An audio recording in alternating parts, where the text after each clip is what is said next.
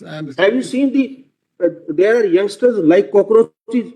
They don't get any employment. They don't have any place in profession. Some of them become media. Some of them become social media. Some of them become RTI activists. Some have become another activists, and they start attacking everyone. नमस्कार दोस्तों, आप देख रहे हैं हमारा YouTube channel legal जुरेक्स। आज की इस वीडियो में हम बात करेंगे उस विवाद की जिसने पूरे देश में सोशल मीडिया से लेकर राजनीतिक गलियारों तक बहस छेड़ दी। एक तरफ देश के मुख्य न्यायाधीश, दूसरी तरफ लाखों युवा, और बीच में एक शब्द कॉकरोच। लेकिन आखिर सीजेआई ने ऐसा क्यों कहा? क्या यह बयान बेरोजगार युवाओं के लिए था या फिर इसके पीछे कोई और वजह थी?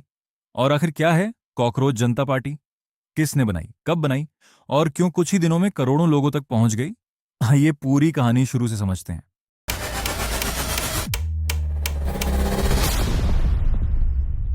15 मई 2026 सुप्रीम कोर्ट में सीनियर एडवोकेट डेजिग्नेशन और कथित फर्जी लॉ डिग्री से जुड़े मामलों पर सुनवाई चल रही थी।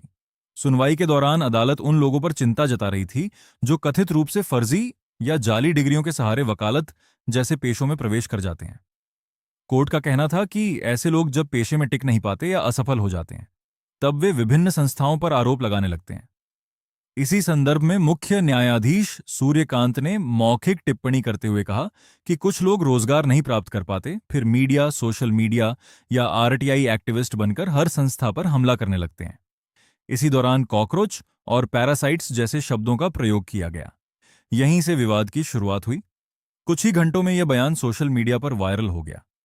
कई लोगों ने इस टिप्पणी को सीधे बेरोजगार युवाओं से जोड़ दिया। देश में पहले से ही बेरोजगारी, पेपर लीक, भर्ती परीक्षाओं में देरी और नौकरी की कमी जैसे मुद्दों को लेकर युवाओं में नाराजगी थी। ऐसे माहौल में यह बयान तेजी से चर्चा का विषय बन गया। इंस्टाग्राम, एक्स और यूट्यूब पर लाखों पोस्ट आने लगे, मीम्स बनने लगे, वीडियो बनने लगे और देखते ही देखते कॉकरोच शब्द एक राष्ट्रीय बहस का हिस्सा बन गया। इसी विवाद के अगले दिन यानी 16 मई 2026 को एक नया नाम सामने आया, कॉकरोच जानटा पार्टी, जिसे संक्षेप में सीजेपी कहा गया। रिपोर्ट्स के अनुसार इस ऑनलाइन आंदोलन की शुरुआत अभिजीत दिपके नाम के एक राजनीतिक कम्युनिकेशन स्ट्रैटेजिस्ट ने की थी। बताया जाता है कि अभिजीत दिपके पहले राजनीतिक सोशल मीडिया टीमों के साथ काम कर चुके हैं और बाद में अमेरिका के बॉस्टन यूनिवर्सिटी में पब्लिक रिलेशंस की पढ़ाई कर रहे थे। उन्होंने सोशल मीडिया पर एक व्यंग्यात्मक पोस्ट करते हुए कॉकरोच जनता पार्टी नाम का अकाउंट बनाया। शुरुआत में यह एक मजाक और मीम के रूप में शुरू हुआ, लेकिन कुछ ही दिनों में यह एक बड़े ऑनलाइन आंदोलन में बदल गया। कॉकरोच जनता पार्टी ने बेरोजगारी, पेपर लीक, भर्ती घोटाले, युवाओं की समस्याएं और सरकारी व्यवस्था से जुड़ी शिकायतों को अपने पोस्ट और मीम्स का विषय बनाना शुरू किया। रिपोर्ट्स के अनुसार लाखों लोगों ने इस ऑनलाइन अभियान को फॉलो करना शुरू कर दिया। इंस्टाग्राम पर इसके फॉलोअर्स तेजी से बढ़े, एक्स पर भी यह ट्रेंड करने लगा। कई मीडिया रिपोर्टों में दावा किया गया कि कुछ ही दिनों में लाखों लोगों ने इसकी वेबसाइट पर रजिस्ट्रेशन किया। हालांकि यह कोई चुनाव आयोग से मान्यता प्राप्त राजनीतिक दल नहीं था, बल्कि एक व्यंग्यात्मक और डिजिटल आंदोलन था। जैसे जैसे इसकी लोकप्रियता बढ़ी, वैसे वैसे विवाद भी बढ़ने लगा।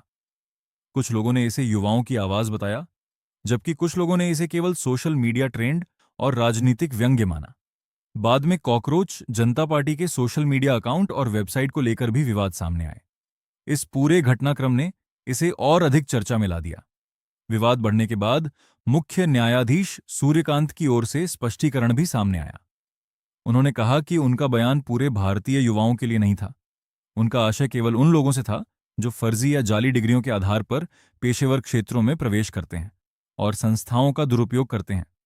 उन्होंने यह भी कहा कि भारतीय युवा देश की ताकत है और विकसित भारत के निर्माण में उनकी महत्वपूर्ण भूमिका है।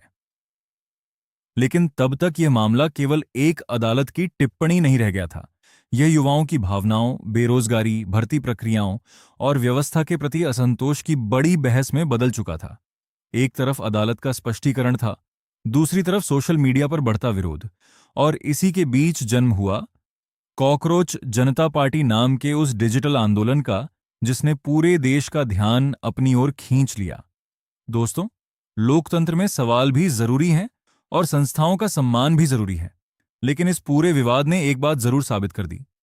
आज का युवा अपनी आवाज सोशल मीडिया के माध्यम से पूरे देश तक पहुंचाना जानता है। अब इस पूरे मामले पर आपकी क्या राय है? क्या सीजेआई के बयान को गलत समझा गया या फिर शब्दों के चयन ने विवाद को जन्म दिया? अपनी राय कमेंट बॉक्स में जरूर लिखें। अगर वीडियो पसंद आए तो लाइक करें, शेयर करें और लीगल जुरैक्स चैनल को सब्सक्राइब करना ना भूलें। मैं हूं सौरभ पांडे। धन्यवाद। जय हिंद।